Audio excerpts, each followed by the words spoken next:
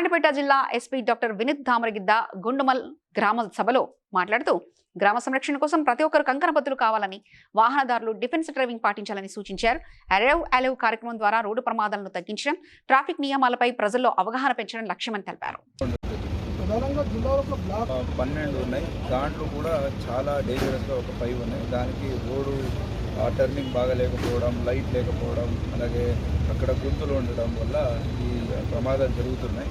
So అవన్నీ గుర్తించి మన ప్రభుత్వ తరపు నుంచి రెవెన్యూ ఆర్ఎండ్బి ఉండొచ్చు, వాళ్ళకి రోడ్డు ఎలక్ట్రిసిటీ వాళ్ళకి అక్కడ లైట్ వచ్చేటంగా, పోలీస్కి అక్కడ స్టిక్కర్ లాంటివి, స్పీడ్ బ్రేకర్ లాంటివి టెంపరీగా వేయించుకొని ఇక్కడ ఎన్ఫోర్స్మెంట్ లాగా ఇట్లా ప్రభుత్వం ప్రతి డిపార్ట్మెంట్ కూడా ఈ బ్లాక్ స్పాట్స్ని నిర్మూలన కోసం ఏమి కసరత్తు చేయాలి అన్నీ చేయగలుగుతున్నాం. సో ఇది ప్రజలలో వచ్చి ఏదైనా తాగేయాలంటే ఇంటికి వెళ్ళి తాగితే బై ఛాన్స్ వాళ్ళు ఇంకొకరిని అడగకుండా, అలాగే తాగినప్పుడు హెల్మెట్ లేకుండా ట్రిపుల్ రైడింగ్ చేసుకుంటూ లైట్ లేని రూరల్ రోడ్లో వెళ్తే ప్రమాదం ఖచ్చితంగా జరుగుతుంది. సో ఇవన్నీ కూడా విలేజ్లో ప్రతి ఒక్కరికి పౌరుడికి వరకు ఈ ఇన్ఫర్మేషన్ చెల్లించడం ఈ అరైవ్ అలైవ్ కార్యక్రమం. ప్రధానంగా స్కూల్స్ చెప్తున్నారు, ఓవర్ స్పీడ్ కానీ స్నాక్స్ కానీ ఇలాంటి కార్యక్రమం చాలా పాల్గొంటున్నారు. అలాంటి వాళ్ళకి ఎప్పటికీ ఎలా తెలియజేస్తుంది.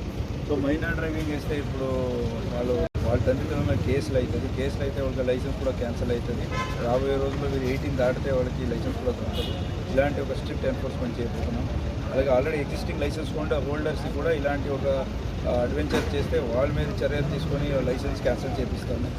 అలాగే వాళ్ళకి రాబోయే రోజుల్లో కేసులు పడితే పాస్పోర్ట్ దొరకడం కానీ ఇట్లా చాలా వాళ్ళకి ఇబ్బంది ఉంటుంది. ఫ్యూచర్ కూడా పాడవుతుంది.